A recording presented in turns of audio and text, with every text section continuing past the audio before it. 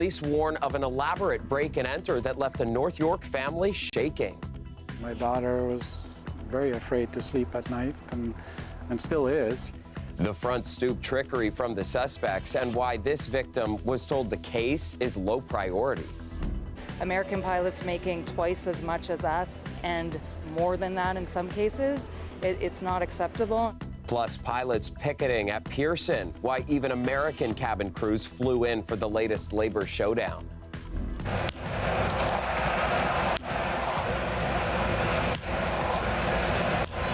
And the Jays just did their part, winning against the Rays, why Toronto's chances of clinching the playoffs tonight now rest in the hands of other players.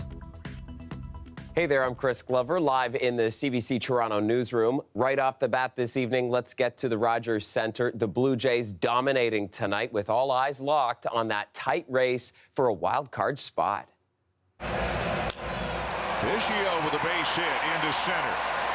And Bichette never even thought about stopping, and the ball bounces through Margot all the way to the wall, and everybody's coming home.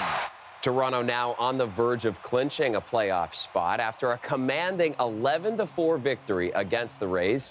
Toronto's bats came to life early, and they just didn't stop.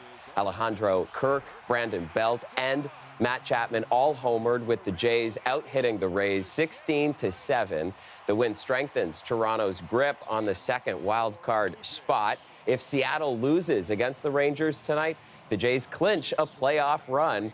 And the game right now over with Seattle is scoreless in the bottom of the third. To North York now, and there's a group of burglars with a sophisticated break-and-enter method that police think you should be aware of. Dale Manukduk breaks it down for us. Just a man in a fluorescent safety vest. Nothing to see here, right? There's construction all around this North York residential street. But this isn't your everyday contractor. He knocked loudly at the door and then sort of stood there, and then the UPS driver just happened to deliver a package. Hey man, how are you? Good.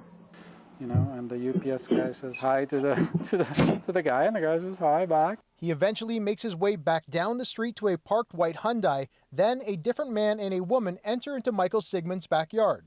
So here we now see them breaking the glass in the back of the window. They're using a special tool that I looked up on Amazon, cost about $18 to buy. They clear some of the shattered glass and get into the home. Meanwhile, the white getaway car outside has repositioned several times while the burglars spent about 10 minutes upstairs, eventually making off with thousands of dollars worth of jewelry, including an engagement ring and family heirlooms. Very scary. You know, my daughter was very afraid to sleep at night and still is, you know, and you know, none of us slept the first night. You know, at every little sound, you're like, oh my God, are they coming back? Is there something going on, right? So yeah, it's a terrible violation of your personal space. Toronto police confirm they are investigating. However, Sigmund says police told him the case was low priority since no one was injured. The police, we can't count on them to do everything. They just don't have enough power. We as the people need to look out for each other. And otherwise, this is just going to spiral further and further down, right? Year to date in Toronto, break-and-enters are up nearly 20%, but there is a spike in the Willowdale West neighborhood. B&Es are up over 30%, auto thefts a nearly 90% increase, and robberies up over a staggering 1,000%. Dale Manukduk, CBC News, Toronto. Up to Pearson, and people traveling in and out of the airport earlier today might have been worried about their flights after hearing that hundreds of pilots were on a picket line today. Turns out operations at the airport were not affected, and Clara Pasica explains what happened and why. A row of pilots stretched on and on at Pearson Airport today, part of an information picket held as the contract for Air Canada pilots expires today. The Airline Pilots Association says that contract was stale and outdated. American pilots making twice as much as us and more than that in some cases. It's not acceptable, and it's very concerning because there are Canadian pilots leaving Air Canada to work in the States. Between March and September, pilots at Delta Airlines, United Airlines, and American Airlines secured agreements that included 4-year pay hikes ranging from 34% to 40%. Meanwhile, Air Canada pilots have received just a 2% pay hike each year since 2014. This American pilot is here in solidarity. We fly the same routes, we fly the same passengers. We should be compensated fairly and equitably between both lower 48 and up north. Our brothers and sisters up here are on a contract that's expired. The Pilot Association says pilots have stepped up to help the airline industry return post-pandemic, but they need time with their families and friends too. It's put a lot of pressure on my pilots to work as much as they can. She says ensuring pilots want to keep working for Air Canada should be of concern to passengers who want reliability and safety. Many people arriving at the airport and seeing the picket line said they were on the side of pilots. I feel like they should do what they have to do, stand up. I stand up for them. It's great. I'm glad that they're doing it. I mean, they were there during the pandemic. Air Canada says it remains engaged in productive discussions with the association, and the airline is continuing to operate as usual. A strike is not imminent. Pilots are continuing to fly without a new contract. Clara Pasica, CBC News, Toronto. And keeping our eyes on the sky, 16 degrees, and be prepared for the potential for fog tonight as well. Let's get Colette in now for more on this unusual late season heat, Colette, and obviously problematic having highs this far above normal, but certainly it was also gorgeous out there today.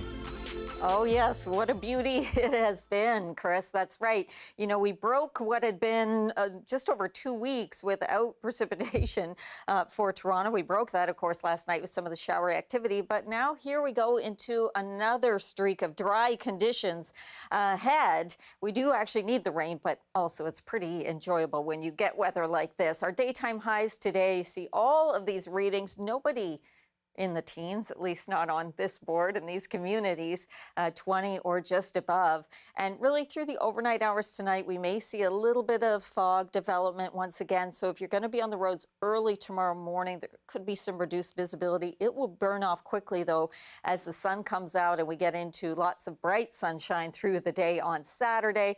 Maybe a few fair weather clouds come into our skies Sunday, but the temperatures will be warming up. More on that coming up. That chance of fog tonight, and then tomorrow for National Day of Truth and Reconciliation.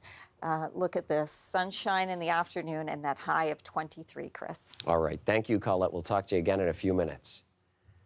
A break in a fatal stabbing investigation to tell you about. Officers say they've made an arrest in connection to a North York stabbing from last Sunday. Toronto police say a youth was charged with second-degree murder. The accused cannot be named under the Youth Criminal Justice Act. The stabbing happened at Yonge and Hendon near Finch Station just before 10 p.m. last Sunday, and officers located 23-year-old Joyous Magdarilla with stab wounds. He was rushed to hospital where he later died. This is the 53rd homicide in the city this year. Police in Halton announcing they've seized millions of dollars worth of cocaine after an investigation into drug trafficking between Ontario and Western Canada. In order to facilitate the movement of drugs and money, crime vehicles were equipped with sophisticated hydraulic trap systems. Loads of drugs and/or money could then be transported covertly between destinations and were believed to be tracked using secreted GPS devices. The investigation, dubbed Project Atlas, led to the execution of 8 search warrants in the Toronto area last month. As a result, investigators seized 126 kilograms of cocaine with a street value of over $10 million. They also seized over $1.2 million in cash and 3 vehicles with multiple secret compartments. 4 men have been arrested and face a number of charges. It was another important day for Toronto's mayor on her quest to solve the city's financial crisis. Today, Deputy Prime Minister and Toronto MP Chrystia Freeland joined Olivia Chow at City Hall. But as Municipal Affairs reporter Sean Jeffords tells us, nothing was decided today. Here's why. There were a lot of nodding of heads. There were a lot of listening on both sides. And I tried to capture what the tenants are going through right now in the city of Toronto. And I said we need immediate help now. Mayor Olivia Chow describing her trip to Ottawa this week in search of federal funding to address Toronto's financial crisis. She met with a string of federal officials to enlist their help with the city's $1.5 billion deficit. That came on the heels of a meeting with Federal Innovation Minister Francois-Philippe Champagne, then Immigration Minister Mark Miller. And it was capped Friday by a sit-down at City Hall with Deputy Prime Minister Chrystia Freeland. There are a lot of work we can do together, so I'm hoping for a commitment that this conversation, it's not just one time. Chow's campaign to address the city's financial crisis has picked up in recent weeks as City Council adopted a slew of new taxes and fees. She says Toronto needs federal help to address the refugee crisis, build more housing, and fund transit. But Chow's relationship with the federal government got off to a bumpy start after her election in June. Days after taking office, Freeland sent Chow a letter urging the new mayor to ask Queen's Park for funding or raid the city's own reserves, noting that the ability of the federal government to spend is not infinite. Chow has had some recent success pushing for financial support for the city. Just last week, the mayor and Premier Doug Ford announced a new working group to address Toronto's ailing finances. They invited the federal government to join them at the table. Chow says she thinks that's what sparked the meeting with Freeland. I think the federal government saw this effort, the willingness to work together, and so we are now having the dialogue with the federal government. Freeland was all smiles leaving the meeting with Chow on Friday, but she didn't answer direct questions about whether the feds would be part of that working group. This was our first meeting. This was not a meeting about coming out with announcements or deliverables. It was a meeting about understanding Toronto's needs. It was an opportunity for me to talk about the federal government's fiscal position, which is constrained. That group is expected to wrap up at the end of November with some possible solutions to Toronto's financial woes. Sean Jeffords, CBC News, Toronto. Tomorrow is Truth and Reconciliation Day in Canada, and there will be many ways to get involved. We'll get into some of those in a moment. But first, many schools in the GTA marked the moment today since classes were in session. This September is the first school year where teaching about residential schools and Indigenous history is mandatory across the province for students in grades 1 through 3. Lorenda Redekop has more. Tied it like in a knot? Yeah. They tie these orange ribbons on the fence outside their school as part of a land acknowledgement. It's just one of the activities at Essex Public and Hawthorne Alternative School for Truth and Reconciliation Day. Grade 5 student Mijanu Martini is Cree, wearing clothing gifted from family members. I feel powerful. I feel great. It's a special day for her. A long time ago, people weren't really supposed to learn about residential schools. They never knew our side of the story. At her school, Indigenous teaching has already happened for years. But now all Ontario schools must include it in the grade 1 to 3 social studies curriculum. It's mandatory. I'm grateful for that. But it's then, okay, I think some teachers are feeling a little bit uncomfortable saying, I don't want to teach the wrong thing or say the wrong thing. She says she encountered someone recently who referred to costumes worn at a powwow. Very gently said, we don't call them costumes. They're called regalia. They are part of ceremony. And so once she understood, she said, oh, I feel so bad that I did that. She'd like school boards to work with Indigenous education partners. The curriculum change was initially planned for 2018, but was then paused at the last minute, now in place 5 years later. They're not easy topics to teach, especially the horrors of residential schools, children forced from their families, some not returning. So we go through education around it rather than the feelings so much, because then that brings a lot of sadness and tears, and we want to bring more education around it. They might think those students are too young to be learning about such a serious, heavy topic, and that's not true. The students can really relate and be empathetic to some of the survivors' stories. That's clear from one student. I was in kindergarten, and when I found that out, I just thought, why would anyone ever want to do that? Lorenda Redekop, CBC News, Toronto. The day is also being marked at Nathan Phillips Square.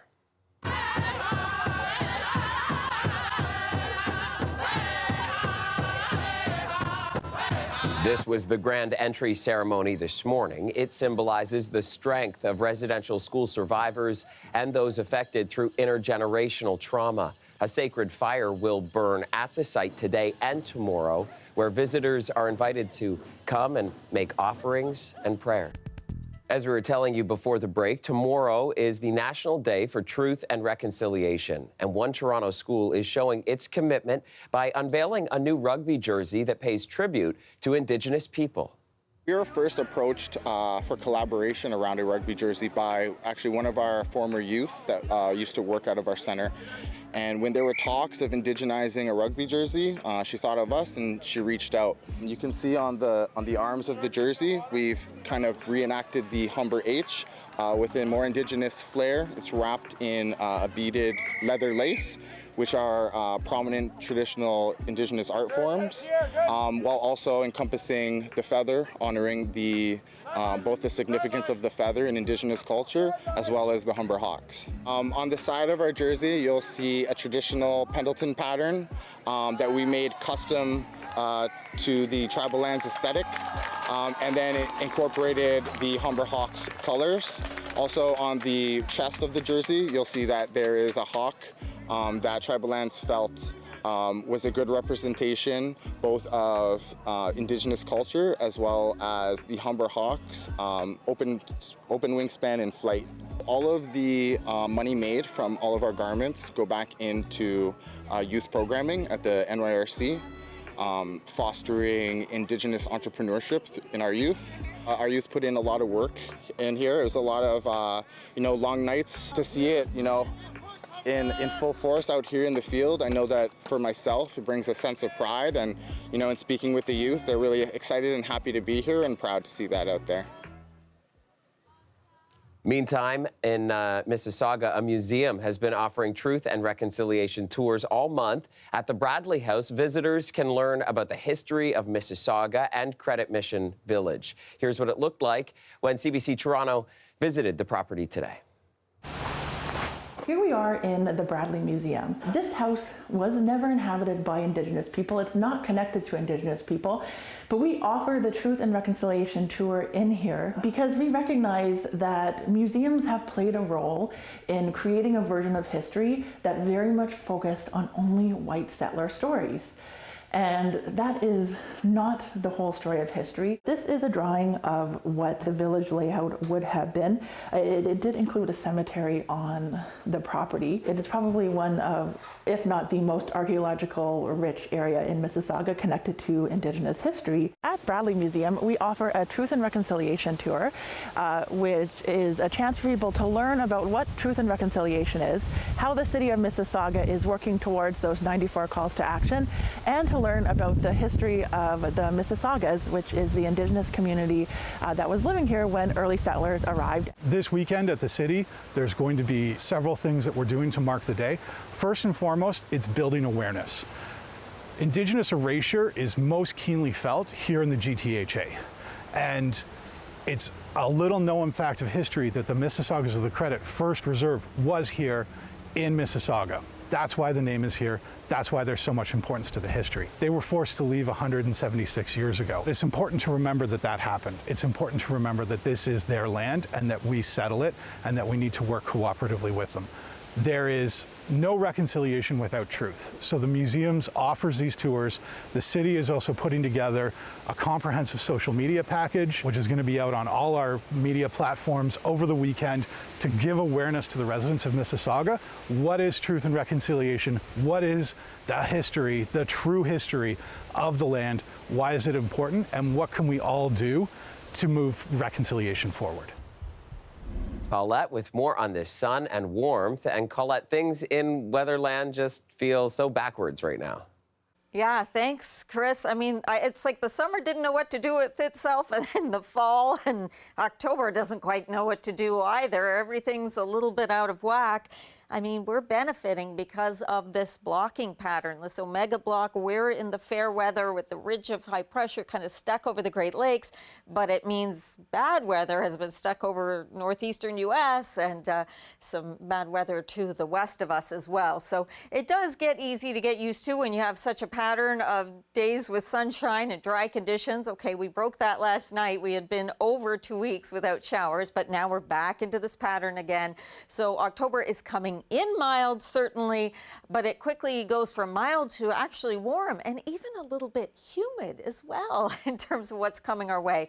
Yes, you can see some activity kind of going around that block, so into northern Ontario, but other than some patchy fog, that potential overnight tonight. So do be aware if you're going to be out early tomorrow morning, some visibility could be reduced in a few areas, but then sunshine's going to burn that off. We get a little bit of high, thin, fair weather clouds, so nothing to get concerned about. Dry conditions will prevail, and that takes us through Saturday. A few clouds into Sunday, but still more sun than cloud. Overnight temperature for Toronto 15, Windsor 14, double digits all around. That's going to delay, you know, some of the changing of the leaves, the colors, because the cooler temperatures at night kind of tell the trees it's time to stop making the chlorophyll. So some changes we're going to be delayed in that.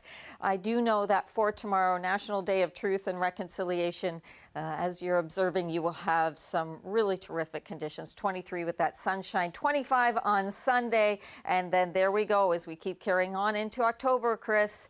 The warmth continues by the time we get to Tuesday, about 10 degrees above seasonal for that daytime high. Wow, quite the surprising stretch. All right, thanks, Colette. People celebrated the opening of a new park downtown tonight.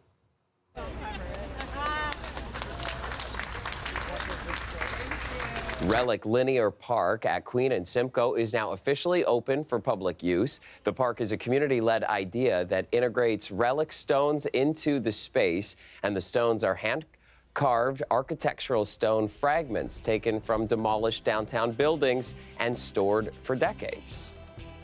Very cool. All right, that is our show for you tonight. Thanks so much for watching. Have a great weekend, and I'll see you back here on Monday night at 11. Have a great weekend.